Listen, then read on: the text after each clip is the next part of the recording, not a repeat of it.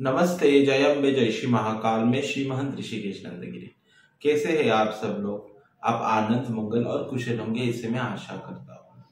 अभी तक मैंने जो भी वीडियो अपलोड की है वो सभी वीडियो आपको बहुत अच्छी लगी होगी, ऐसे मैं विश्वास करता हूँ। और हाँ, मेरी सभी वीडियो आप तक सबसे पहले पहुंचने के लिए मेरे वीडियो के नीचे दिए गए सब्सक्राइब बटन को दबाना मत भूलिए।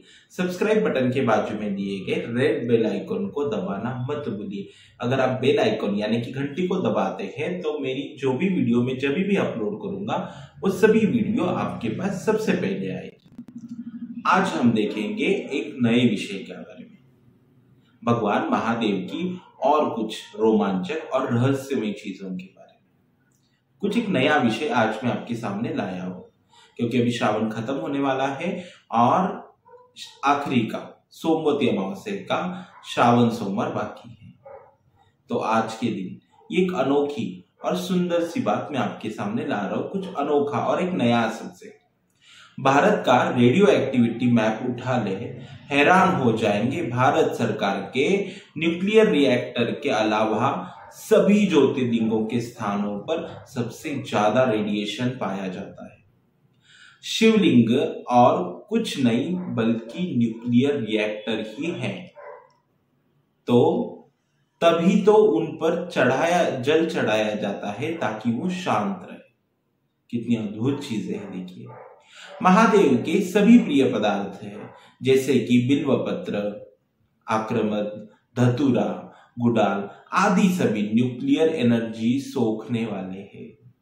शिवलिंग पर चढ़ा पानी भी रिएक्टर हो जाता है, इसलिए तो जल निकासी नलिका को लांघा नहीं जाता। मतलब जैसे कि अगर हम शिवलिंग को उधर से हम पैर नहीं डालते हैं, क्योंकि ये पानी भी रिएक्टर हो जाता है।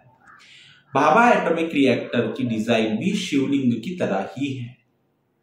शिवलिंग पर चढ़ाया हुआ जल नदी के बहते हुए जल के साथ मिलाकर औषधि का रूप ले लेता है। तभी तो हमारे पूर्वज हम लोगों से कहते थे कि महादेव शिव शंकर अगर नाराज हो जाएंगे तो प्रलय आ जाएगा। ध्यान दें कि हमारी परंपराओं के पीछे कितनी गहन विज्ञान छुपा हुआ है। जिस संस्कृति की कोख से हमने जन्म लिया है वो तो चिर सनातन है। विज्ञान को परंपराओं का जमा इसलिए पहचाना गया है ताकि वो प्रचलन बन जाए और हम भारतवासी सदा वैज्ञानिक जीवन जीते रहे। आपको यह जानकर आश्चर्य होगा कि भारत में ऐसे महत्वपूर्ण शिव मंदिर हैं जो केदारनाथ से लेकर रामेश्वर तक एक ही सीधी रेखा में बनाए गए हैं। आश्चर्य है कि हमारे पूर्वजों के पास एक ऐसा कैसा विज्ञान और तकनीक था जिसे हम आज तक समझ ही नहीं पाए।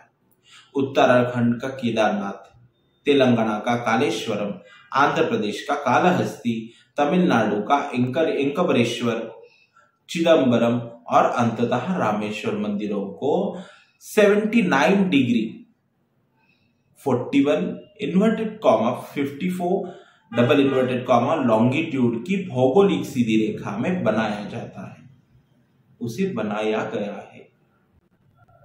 यह सारे मंदिर की प्रकृति 5 तत्वों में लिंग की अभिव्यक्ति का प्रतिनिधित्व करते हैं, जिससे हम आम भाषा में पंचमहाभूत कहते हैं। पंचमहाभूत पानी, पृथ्वी, जल, अग्नि, वायु और अंतरिक्ष।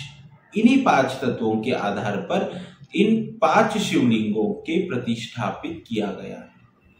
जल का प्रतिनिधित्व तिरुनकवेल मंदिर में है, आग का प्रतिनिधित्व तिरुखमलाई में है, हवा का प्रतिनिधित्व कालहस्ती में है, पृथ्वी का प्रतिनिधित्व कांचीपुरम में है और अंत में अंतरिक्ष आकाश का प्रतिनिधित्व चिदम्बरम मंदिर में है। वास्तु विज्ञान वेद का अद्भुत समागम को दर्शाते हैं ये 5 मंदिर। भौगोलिक रूप में इन मंदिरों में विशेषता पाई जाती है। इन 5 मंदिरों में योग विज्ञान के अनुसार बनाया गया था। और हाँ, एक दूसरे के साथ एक निश्चित भौगोलिक संरेखण में रखा गया है। इसके पीछे निश्चित ही कोई विज्ञान होगा जो मनुष्य के शरीर पर प्रभाव करता होगा। इन मंदिरों का करीब 5000 वर्ष पूर्व निर्माण किया गया था, जब उन स्थानों में अक्षांश और देशांतर को मनाने के लिए कोई उपग्रह तकनीक उपलब्ध ही नहीं थी। तो फिर कैसे इतने सटीक रूप से पांचों मंदिरों को प्रतिष्ठापित किया गया था? उत्तर भगवान की जाने केदारनाथ और रामेश्वरम के बीच 2383 किलोमीटर की दूरी है, लेकिन ये सारे मंदिर लगभग एक ही समांतर रेखा में पड़ते हैं। आखिर हजारों वर्ष पूर्व किस तकनीक का उपयोग इन मंदिरों को समांतर रेखा में बनाया गया है, यह आज तक रहस्य ही है। श्री कालहस्ती मंदिर में टिमटिमाते दीपक से पता चलता है कि वायु लिंग है, और तिरुवनिका मंदिर में अंदरूनी पठार में जल वसंत में पता चलता है कि यह जल लिंग है।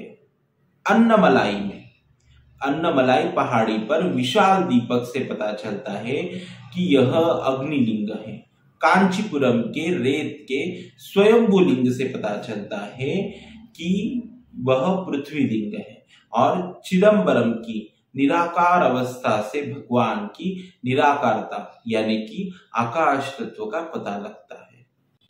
अब यह आश्चर्य की बात नहीं तो और क्या है कि ब्रह्मांड के पांचों तत्वों का प्रतिनिधित्व करने वाले 5 लिंगों को एक समान रेखा में सदियों पूर्व ही प्रतिष्ठापित किया गया। हमें हमारे पूर्वजों को ज्ञान और बुद्धिमत्ता पर गर्व होना चाहिए कि उनके पास ऐसी विज्ञान और ऐसी तकनीक थी जिसे आधुनिक विज्ञान भी नहीं भेद पाया। माना जाता है कि केवल यह 5 मंदिर ही नहीं, अपुति इस रेखा में अनेक मंदिर होंगे जो केदारनाथ से रामेश्वरम तक सीधी रेखा में पड़ते होंगे। इस रेखा को शिव शक्ति अवश्य रेखा भी कहा जाता है। संभवतया यह सारे मंदिर कैलाश को ध्यान में रखते हुए बनाए गए हैं। 81 डिग्री 3119 डिग्री में पड़ता है, जो उत्तर शिव जी जाने हैं। तो ये हो गई हमारी कुछ रोमांचक और कुछ रहस्यमय चीजें जो आज तक आप और मुझे बहुत कम लोगों को ये पता है कि एग्जैक्टली भगवान शिव जी का स्वरूप कितना प्रभावी और कितना तेजस्वी है। इसलिए मैं हमेशा कहते रहता हूं, मेरी वीडियो लास्ट तक जरूर देखिए, जिससे आपको मैं क्या बता रहा हूं, कौन सी इंफॉर्मेशन दे रहा हूं, ये आपको सही तरीके से आप तक पहुंचे। मेरी जो दिया गया पूरा इंफॉर्मेशन है वो आपको कैसे लगा ये मुझे जरूर बताएं, और मेरी वीडियोस को लाइक, शेयर, कमेंट और सब्सक्राइब करना मत भूलिए। तब तक के लिए मैं अलविदा लेता हूँ आपसे। नमस्ते, जय अम्बे, जय श्री महाकाल।